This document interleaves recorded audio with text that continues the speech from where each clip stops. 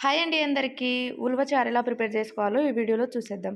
ముందుగా అయితే మనకు తగినంత ఉలువలు తీసుకొని నీట్‌గా కడిగేసి, తగినంత వాటర్ పోసుకోవాలి. తర్వాత టేస్ట్‌కి తగినంత సాల్ట్ వేసేసి, మూత పెట్టేసి ఒక 5 విజిల్ రానివ్వాలి. తర్వాత ఈ చారు అలాగే ఈ ఉలువలు సెపరేట్‌గా చేసుకోవాలి.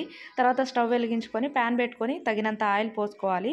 పోపు దినుసులు వేసుకోవాలి. అవి కొంచెం ఫ్రై అయిన తర్వాత ఒక మీడియం సైజ్ ఉల్లిపాయని సన్నగా కట్ చేసుకొని వేసుకోవాలి. అవి కొంచెం ఫ్రై అయిన తర్వాత కొద్దిగా కరివేపాకు అలాగే 2, 3 పచ్చిమిరపకాయలను కట్ చేసుకొని వేసుకోవాలి. అవి కొంచెం ఫ్రై అయిన తర్వాత అల్లం వెల్లుల్లి పేస్ట్, పసుపు వేసి పచ్చివాసన పోయే వరకు ఫ్రై చేసుకోవాలి. తర్వాత ఇందులోకి మనం ఒక 2 మీడియం సైజ్ టమాటాలను అయితే సన్నగా కట్ చేసుకొని వేసుకోవాలి.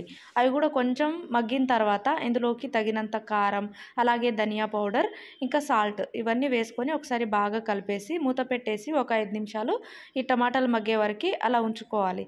తర్వాత ఇందులోకి ఇంకా వామ అలాగే ఈ గుగ్గిలు కొన్ని మనం ఇలా దంచుకొని వేసుకోవాలి. గ్రేవీ తిక్కుగా వస్తుంది.